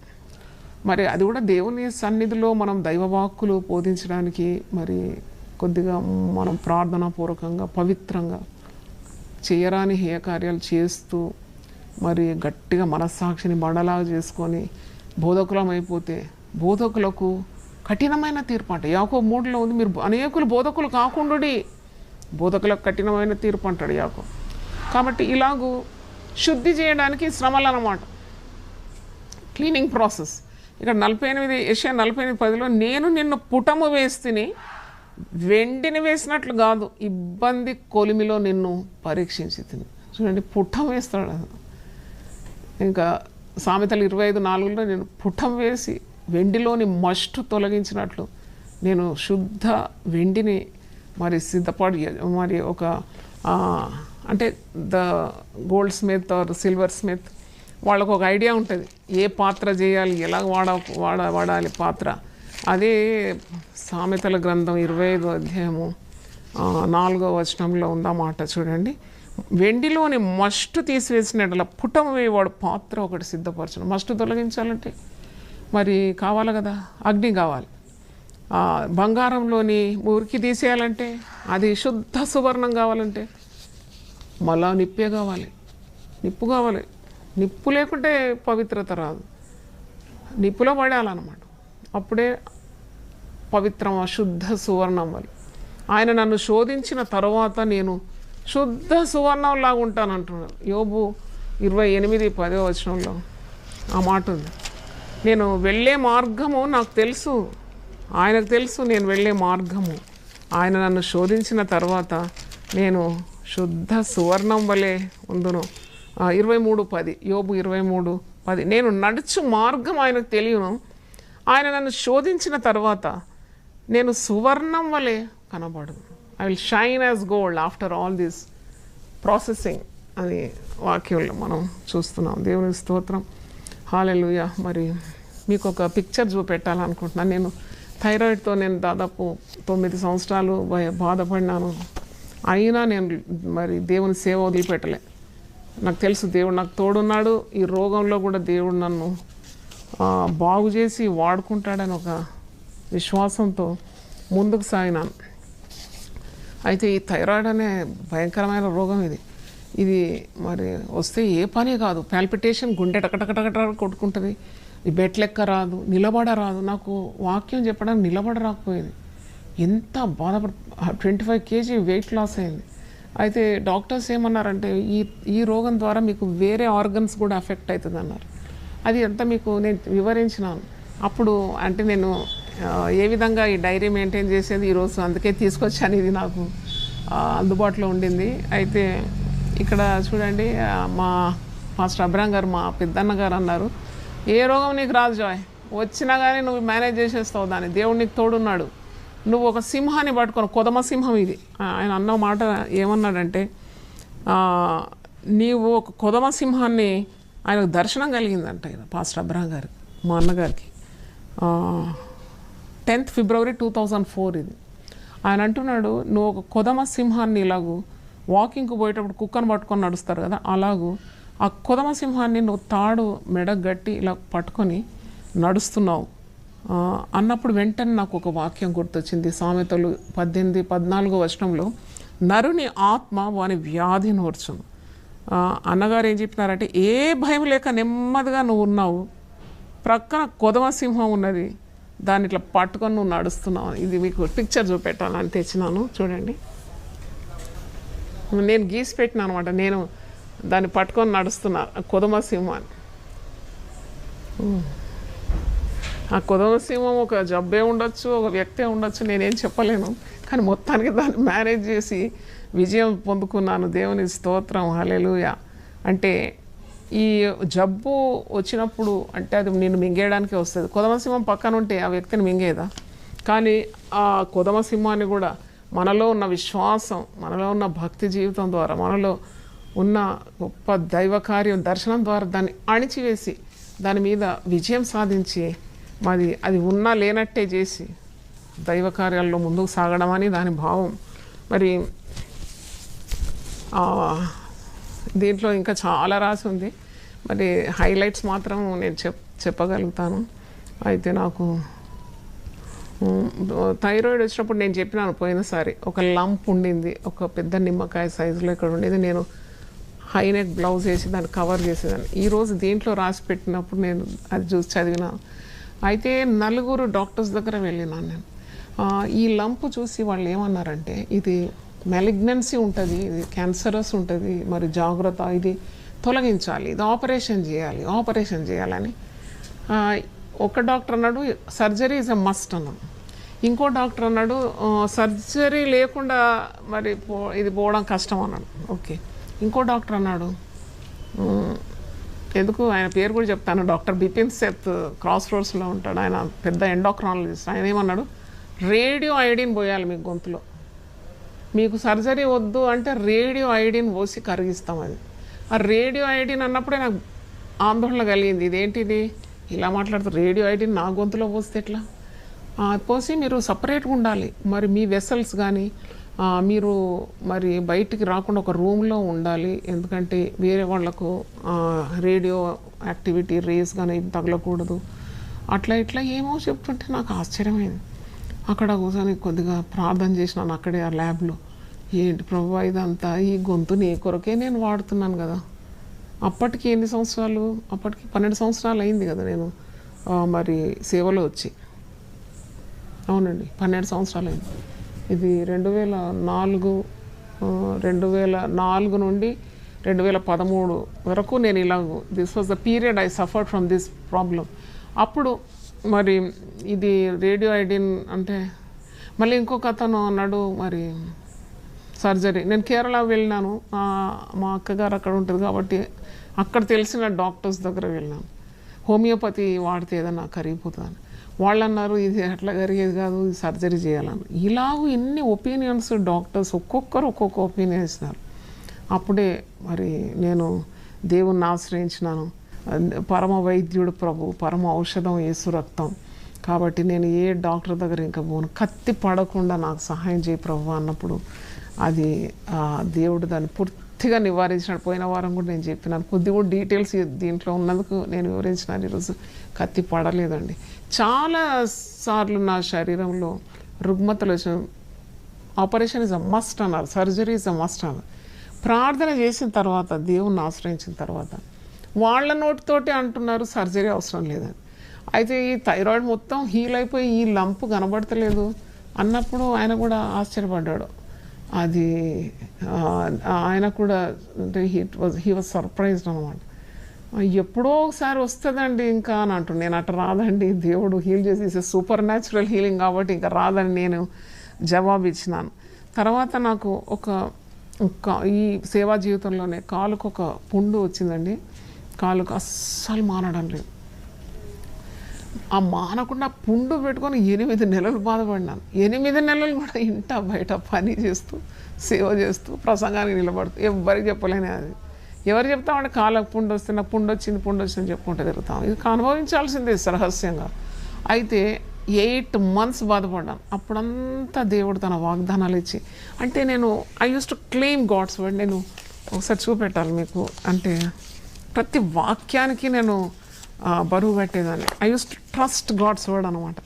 అది రావడం ఇట్లా ఏ అపాయము రాకుండా యెహోవా నిన్ను కాపాడు అంటే ఇది నా కొరకే ఈ వాగ్దానం అని నేను అనుకొని దాన్ని I use to respect God's word. దేవుని మాటలన్నీ కూడా పుట్టము వేయబడింది కదా, ఆయనను ఆశ్రయించే వారికి ఆయన కీయడం కదా అని నేను ఇట్లా వాక్యాన్ని నా డైరీలో ఈ స్వస్థత అనే డైరీ దీంట్లో అతికించుకొని మరీ చదువుతూ నెమరేస్తూ నేను అలా శక్తిని పుంజుకునేదాన్ని. దేవునికి స్తోత్రం. అంటే ఇట్ రియల్లీ హీల్డ్ మీ. నేను ఎందుకు ఇవన్నీ చెప్తున్నానంటే మీరు కూడా ఇలా చేయండి. You will taste God's healing virtue. అంటే దేవునికి ఉన్న స్వస్థత అట్రిబ్యూట్ ఆయన గుణగణాల్లో ఒకటి ఆయన స్వస్థపరుస్తాడని. నిన్ను స్వస్థపరిచి యెహోవాను నేనే. తర్వాత when I was in my 40s 40 late 40sలో ఉన్నప్పుడు నాకు అప్పుడు బ్యాంక్లో పనిచేస్తున్నాను.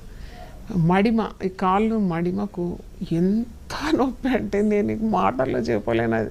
ఎందుకంటే నేను 3 గంటల రాత్రి ప్రతిరోజు లేచి ఇంట్లో పని, బయట పని, మినిస్ట్రీ, బ్యాంక్ పని చేయాలి కదా. ఈ నొప్పితో బాధపడానంటే ఎముక ఇరిగిపోతున్నట్టు అనిపించేది. ఈ నిద్ర నుండి లేచి I use to take 20-25 minutes, nearly ½ an hour ఇట్లా కూర్చుంటే కానీ ఆ ఎముక సెట్ అయితే కానీ నేను ఒక అడుగు వేయలేను. అలాంటి పరిస్థితిలో నేను ఒక డాక్టర్ దగ్గర పోయాను. ఈ డాక్టర్లను ఆశ్రయిస్తే డాక్టర్లు I have my due respect for them. కానీ డాక్టర్లు మించిన డాక్టర్ కదా మన ప్రభు, పరమ వైద్యుడు ఆయన. అయితే ఈ డాక్టర్ దగ్గర పోయినప్పుడు ఆయన అన్నాడు, అమ్మ ఇది ఏజ్తో వస్తుంది, దీనికి ఏం మందు లేదన్నాడు. అయ్యో దేవ, మరి ఈ మందు లేని కార్యాలు కూడా ఉంటుందా వైద్యంలో? ఏదో ఒక మందు ఇచ్చి నన్ను తృప్తిపరచాలి కదా. ఇంటికి వచ్చేసిన ఏం మందు లేదంటున్నాడు ఆయన. ఏదో ట్యాబ్లెట్ ఇటు రాసేసి పెయిన్ కిల్లర్ ఇచ్చి పెయిన్ కిల్లర్ ఎక్కువ వేసుకోవద్దని కూడా ఆయన అంటున్నాడు. ఇంటికి వచ్చిన తర్వాత చాలా ఏడుపు వచ్చేసింది నాకు. అయ్యో దీనికి ఏం మార్గం లేదా, అది వయసు భయపడుతుంటే వస్తుంది అన్న. బాగా బరువు ఉన్నాను నేను అప్పుడు. అయితే అప్పుడు ఏం చేసినానంటే నేను కన్నీళ్ళు గార్చి ప్రార్థిస్తాను. ఆ వైద్యుడు నాకు చెప్పలేదు కదా నేను ఏం చేయాలో. నేను ఇప్పుడు నా వైద్యునికి నేను అడుగుతాను. నేను ఆ రోజు ఒక చాప పరుచుకొని కన్నీళ్ళు గార్చి ప్రార్థన చేస్తే నాకు నిజం చెప్తున్నాను, గాడ్ ఇన్స్ట్రక్టెడ్ మీ. అంటే 32వ కీర్తన 8వ వచనంలో నీ మీద దృష్టి ఉంచి నీకు ఆలోచన చెప్తాను, నువ్వు నడవలసిన మార్గం నీకు బోధిస్తాను. అయితే అలాగూ ప్రభు నాకు సెలవిస్తున్నాడు అంటే షూస్ వేసుకోమన్నాడు. ఇదేంటప్పుడు షూస్ వేసుకొని నేను ఎలా నడవాలి? చీర కట్టుకున్నప్పుడు షూస్ వేస్తే ఏం బాగుంటుంది అనుకున్నాను. అరే నాకు ఇట్లా ప్రార్థనలో వచ్చింది కాబట్టి లెట్ మీ ఓబే అని చెప్పి నేను ఒక షూ షాప్ పోయి మంచి ఒక షూ కొనుక్కున్నాను. షూ కొనుక్కొని 2 రోజులు బ్యాంకుకు పోయి వచ్చేలోగా ఆ షూ వేసుకున్నందుకు I got delivered of that pain. అంటే ఆ నొప్పి పోయింది, మంచిగా నడుస్తున్నాను. అదే మరి ఆ డాక్టర్ క్లినిక్ ఎదురుగా ఉంటే నేను బ్యాంక్ నుండి రిటర్న్ అయ్యి టకటకటక నడుచుకుంటూ వస్తుంటే ఆయన ఒక్కసారి బయటకు వచ్చి మేడం మేడం అని పిలిచినాడు. నేను ఏంటి డాక్టర్ నన్ను పిలుస్తున్నాడు అంటే ప్లీజ్ 1 minute అన్నాడు. సరే నేను పోయిన ఆయన క్యాబిన్లో కూర్చుంటే మీరు ఇంత స్పీడ్గా నడుస్తున్నారు ఏంటో మేడం అంటే నన్ను మరి నాకు నొప్పి చాలా మటుకు తగ్గిపోయింది అన్నాడు. ఎలా తగ్గింది? మీరు ఏ డాక్టర్ దగ్గర వెళ్ళినారంటే నేను ఏ డాక్టర్ దగ్గర, నాకు మీద ఒక డాక్టర్ ఉన్నాడు, ఆ డాక్టర్ చెప్పినట్టు విన్నాను, నవ్వుకుంటా అన్నాను. ఏం చెప్పినాడు అని అంటే నేను అన్నాను షూస్ వేసుకోమని. నాకు అట్లా రెవల్యూషన్ వచ్చింది. కాళ్ళు బాగా లాగుతున్నాయి, నొప్పి, ఎముక ఇరిగినట్టు అనిపిస్తుంది. షూస్ వేసుకుంటే ప్రొటెక్షన్ ఉంటుందని నాకు అనిపించింది. అంటే షూస్ కొనుక్కున్నాను, వేసుకున్నాను, ఇప్పుడు బాగా. అబ్బో మీ దేవుడు ఇలా కూడా మాట్లాడతాడమ్మా, నిజంగా చాలా ఆశ్చర్యం ఇది అని అంటున్నాడు. నాకు తెలిసింది కానీ మీకు చెప్పడానికి మర్చిపోయినా అంటున్నాడు. మా బుక్స్లో మెడిసిన్లో ఉన్నది ఇలాగూ ఈ యాంకిల్ పెయిన్కు షూస్ వేసుకోండి. చూడండి తన బిడ్డలను ఎంత అద్భుతంగా నడిపిస్తాడు కదా దేవుడు.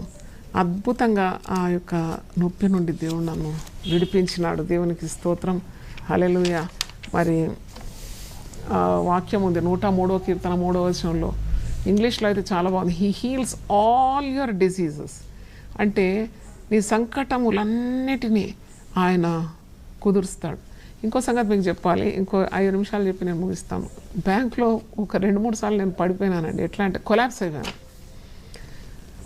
అంటే ఇప్పుడు 3 గంటల రాత్రి లేస్తే నిద్ర ఉండదు. నిద్ర లేకుండా పిల్లలకు టిఫిన్ డబ్బాలు ఇవన్నీ కట్టి చేసి ఆయగారికి అన్ని భోజనాలు అని మన ఆ డబ్బా నేను కట్టుకొని మళ్ళీ పరిగెత్తుకొని బ్యాంకుకి పోయి అక్కడ పని చేసి మళ్ళీ ఇంటికి వచ్చి మళ్ళీ రెస్ట్ లేదు, మళ్ళీ చర్చిలో రోగుల కొరకు ప్రార్థన చేసి మళ్ళీ పడక మీద అమ్మగారిని నాన్నగారిని చూసి అంటే బొంగరం తిరిగినట్టే అన్నమాట.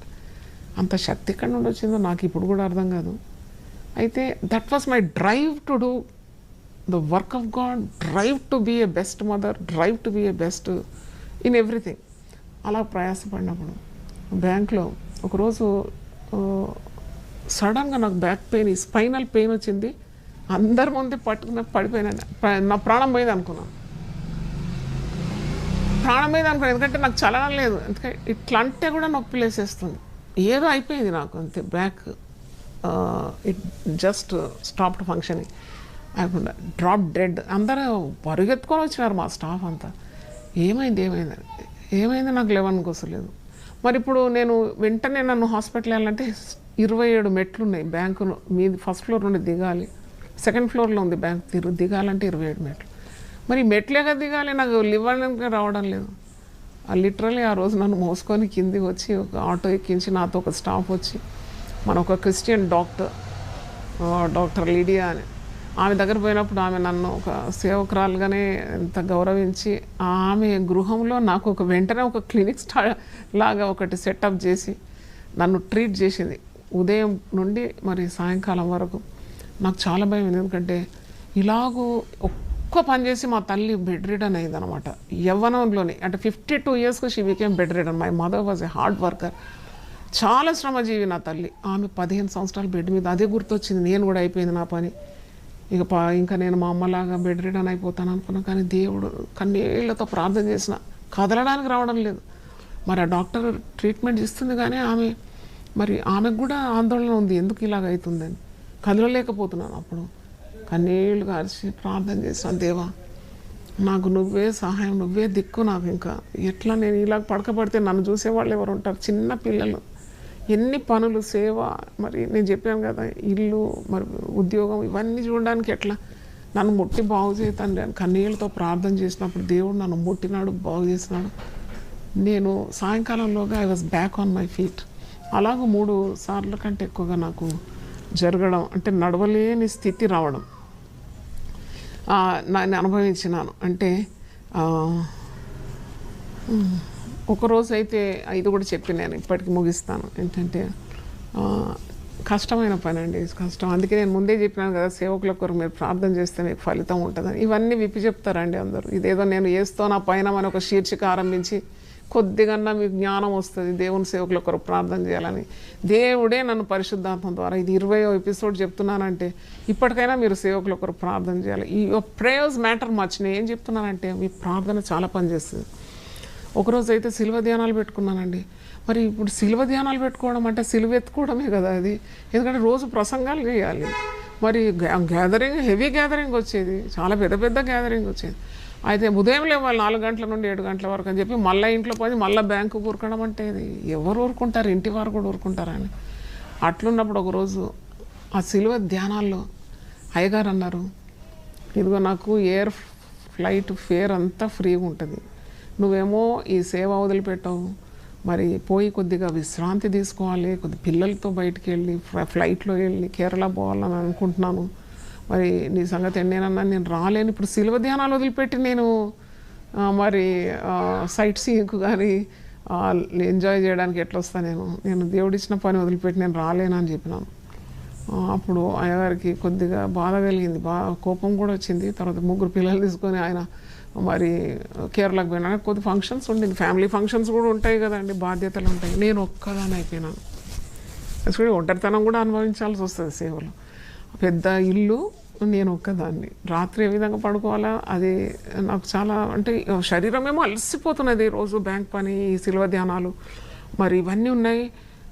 ఆ రోజు ఏమైందంటే సిలువ ధ్యానాలు ప్రసంగం అయిపోయింది.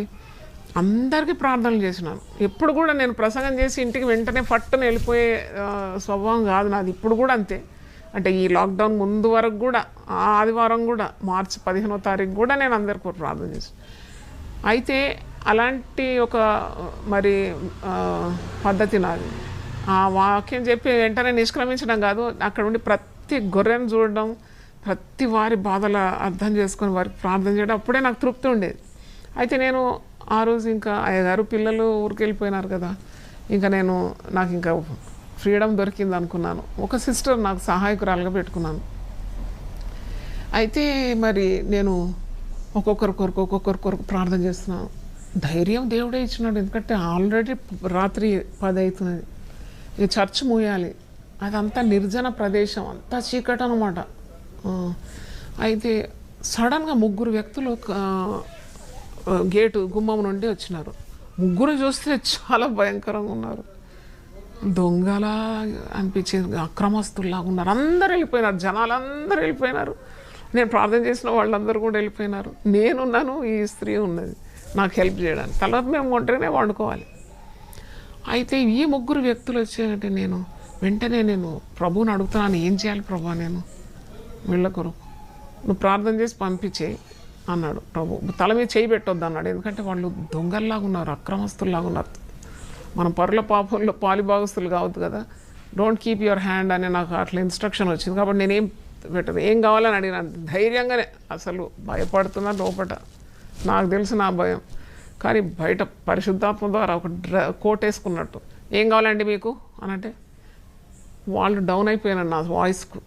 అంటే నేను గట్టిగా అడిగినా ఉంటా, వాట్ యు వాంట్ అంటే, మాకు ప్రార్థన కావాలమ్మా అని. తాగి ఉన్నారు, ఆ నోరు గుట్కాలు దీని భయంకరంగా. అది స్నానం చేసి ఎన్ని రోజులైందో, పాత బట్టలు వేసుకొని భయంకరంగా ఉన్నారు. అప్పుడు నాకు ఏలియా గుర్తొచ్చిండు. ఏలియా చుట్టూ నువ్వు గొప్ప సైన్యాన్ని ఉంచినావు, అగ్నిరథంలో ఉంచినావు, నేను నీ దాసురాలు, నాకు ప్రొటెక్షన్ కావాలి. ఇప్పుడు నాకు తెలియదు ఏమవుతుందో నా సంగతి. అప్పుడు నా హృదయాంతరంగంలో నుండి వచ్చిన ప్రార్థన దేవుడు విన్నాడు. నేను వాళ్ళ కొరకు ఇట్లా జస్ట్ ఇట్లా చేయబెట్టి ప్రార్థన చేసినాను. వాళ్ళు వెళ్ళిపోయినారు. వాళ్ళలో ఎంత ఈవిల్ ఉందో మరి, దాన్ని ఎదుర్కోవడానికి నాకెంత పరిశుద్ధాత్మ బలంగా. వెంటనే గేట్లన్నీ మూసేసినాం, నేను లోపలికి వెళ్ళిపోయాను. కానీ ఆ ఈవిల్ అనుకుంటాను, అది నాతో పోరాడి ఆ చీకటి శక్తి. అయితే నాకు అనుభవం లేదు కదా అంతా. మరి ఇప్పుడైతే అది వేరే, కానీ అప్పుడు చిన్నదాన్ని అయితే నేను పడిపోయాను మొత్తం. నా దగ్గర ఉన్న మరి ఆ సిస్టర్ నాకు ఎంత సహాయం చేసింది. కాళ్ళు తిరుగుతుంటే ఇట్లా జస్ట్ లైఫ్లెస్గా అయిపోయినా. ఎందుకంటే ఆ 3 వ్యక్తుల్లో ఉన్న ఆ చీకటో మరి ఎంత దుర్మార్గం ఉందో వాళ్ళలో. మరి ఆ ప్రార్థన చేస్తుంటే నాకు అనిపిస్తుంది, భక్తులు ప్రార్థన చేసినప్పుడు వాళ్ళలో నుండి ప్రభావం తొలగి ఆ వ్యక్తుల్లోకి వెళుతుంది. అందుకే వాళ్ళు వీక్ అయిపోతారు. అదొకటి మీకు చెప్పాలి, మీరు గమనించాలి. ఈ రోగుల కొరకు ప్రార్థన చేయడం అంత సులభం కాదు మీరు అనుకున్నట్టు. When God's people they pray, definitely చూడండి, ఆ రక్తస్రావం గల స్త్రీ వచ్చి యేసు ప్రభు చెంగుముట్టగానే యేసు నుండి ప్రభావము ఆ స్త్రీలోకి వెళ్ళి ఆమె రక్తధార అరికట్టిందంటే మరి యేసు ప్రభువే అలసిపోయినాడని కూడా వాక్యంలో మనం చూస్తాం. మరి మానవులము అలసిపోమా? మన నుండి శక్తి పోయిన తర్వాత ప్రతి ప్రసంగం, ప్రతి 100 మంది కొరకు ప్రార్థన చేసిన తర్వాత మరి చెట్టు కొట్టేస్తే ఎట్ట పడిపోతే అట్ట పడిపోయేదాన్ని. అయితే ఆ రోజంతా పెద్ద పోరాటం, సాతాను పోరాటం అనమాట. యేసు రక్తం I was fighting with the devil. అదొక అనుభవం ఉన్నది. నాతో ఉన్న సహోదరి కూడా ప్రార్థన చేస్తూ ఉంది, అమ్మగారిని కాపాడు ప్రభు. ఎవరు లేరు, వన్ ఇన్ ద హౌస్. వాళ్ళు చెప్పాను కదా, చెరియన్ గారు 3 పిల్లలు తీసుకొని కేరళ వెళ్ళిపోయినాడు జస్ట్ ఫర్ 10 days. హాలిడేకి నన్ను రమ్మంటే నేను వెళ్ళలేదు, నాకు వీలు కాదు, నేను శిల్వ ధ్యానాలు వదిలిపెట్టి రాలేను. అందుకొరకు ఏంటో దేవా, అది నాకు అర్థం కాదు. అంటే ఆ రోజు ఉదయం వరకు ఆ పోరాటం, తర్వాత నేను మామూలు అయిపోయినాను. అంటే I'm just trying to tell you how difficult is God's work. దేవుని సేవ అంటే మరి ఎంత కష్టతరమో మీకు నా మాటల్లో మీకు అర్థం చేసినాను. ఇంకా ఈ బుక్ అలాగే ఉంది, ఇంకా ఎన్నెన్నో అనుభవాలు ఉంది. మీకు అందరికి ఒక వాగ్దానం ఇవ్వాలి ఈరోజు అని నేను ప్రేరేపింపబడుతున్నాను. మీకు వీలైతే ఇది రోజు 10 సార్లు రాయండి. నహూము గ్రంథం 768వ పేజీ. ఇది తప్పకుండా మీరు ఈ వాగ్దానాన్ని, దేవుని మాటను మనం పట్టుకొని స్వతంత్రించుకుంటే రోగం రాదు, దరిదాపు మనకు ఏ తెగులు రాదు భారతదేశానికి. నహూము 1:7, 1:9 చదువుతున్నాను. Book of Nahum, 1st chapter 9th verse. బాధ, యెహోవాను గురించి మీ దురాలోచన ఏమి? బాధ 2వ మారు రాకుండా ఆయన బొత్తిగా దానిని నివారణ చేయని. ఇది నాకు ప్రభు ఇచ్చిన మాట. బాధ 2వ మారు రాకుండా దాన్ని దేవుడు బొత్తిగా నివారణ నేను నమ్ముతున్నాను మాట, మీరు కూడా నమ్మండి. వీలుంటే దాన్ని రాయండి, పొందుకోండి. కరోనా ద్వారా మరి మనం ఎవరు కూడా మరణించకుండా సజీవులమై, నేను చావను నేను సజీవుడనై దేవుని కార్యములను వివరించేదను అని 118వ కీర్తన 17వ వచనంలో వాగ్దానం మనందరి పట్ల నెరవేరును గాక. నేను నా మాటలు ముగిస్తున్నాను, ప్రార్థన చేసుకుందాం. హల్లెలూయా. ప్రభువా నీ పరిశుద్ధ నామమున స్తోత్రం. నమ్మదగిన వాడవని, స్వస్థపరిచే దేవుడవని, నేను ఆనుకున్న వారిని ఉద్ధరించే దేవుడవని, కీడు తొలగిస్తావు, రోగం తొలగిస్తావు, తిరిగి నిలబెట్టగలవని అనేక మాటల ద్వారా నీ బిడ్డలను మేము బలపరిచిన నా సాక్ష్యం ద్వారా ఇప్పుడు కూడా తండ్రి ఎవరైనా మరి రుగ్మతతో కానీ అలసటతో కానీ నీరసించిపోవడం కానీ కృంగిపోవడం కానీ దేహంలో అస్వస్థ ఉంటే ప్రభా నీ దీనదాసురాలు నేను బలమైన నామంలో ప్రార్థిస్తున్నాను. In the mighty name of Jesus Lord we rebuke that weakness. యేసు నామములో, యేసు ఉన్నతమైన నామంలో ఈరోజు దేవుని వాక్యం వింటున్న బలహీనులైన బిడ్డలు, రోగులైన బిడ్డల కొరకు ప్రార్థిస్తున్నాను. యేసు నామంలో వారి రోగము వారిని విడిచి వెళ్ళను గాక. In the mighty name we rebuke and bind it in the name of Jesus. యేసు నామంలో బంధిస్తున్నాను ఆ రోగాన్ని. అలాగే తండ్రి నువ్వు ఇచ్చిన వాగ్దానం కొరకు నీకు వందనాలు. బాధ రెండవ మారు రాకుండానట్లు దాన్ని బొత్తిగా నివారణ చేస్తాననే వాగ్దానము ఇచ్చినావు తండ్రి. అది మేము స్వతంత్రించుకుంటున్నాం విశ్వాసం ద్వారా. విశ్వాసం లేకుండా మేము ఏది సాధించలేము. ఆ విశ్వాసమే మమ్మల్ని ఇంతవరకు కూడా నడిపించింది కనుక నీకు వందనాలు చెల్లిస్తూ దేవుని వాక్యం విన్న ప్రతి ఒక్కరిని మీరు ఆశీర్వదించమని, ఏ తెగులు మా గృహాలకు రాకుండా మమ్మల్ని కాపాడమని యేసు పరిశుద్ధ నామములో అడిగి వేడుకుంటున్నాను తండ్రి. Amen amen. తండ్రి అయిన దేవుని ప్రేమ, యేసు క్రీస్తు కృప, పరిశుద్ధాత్మ సహవాసం మనందరితో సదాకాలం తోడుగా ఉండును గాక. ఆమెన్. God bless you.